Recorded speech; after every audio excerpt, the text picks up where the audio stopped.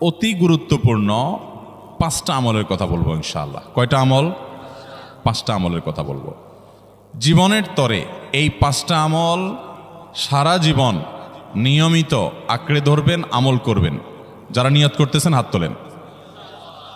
আল্লাহ আমাদের সবাইকে আমল করার তৌফিক দান করুন। আল্লাহ আমাদের সবাইকে কবুল আর মঞ্জুর করুন।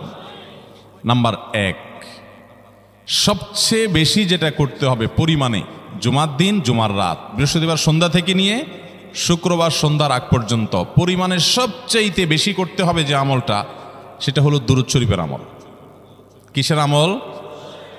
ভাইরা, দুরূদ এমন একটা আমল, আপনি যদি শুধু দুরূদের এই আমলটাকে আঁকড়ে ধরেন, সবসময় আপনার মুখ দিয়ে দুরূদ বের হতে থাকে, পড়তে থাকেন,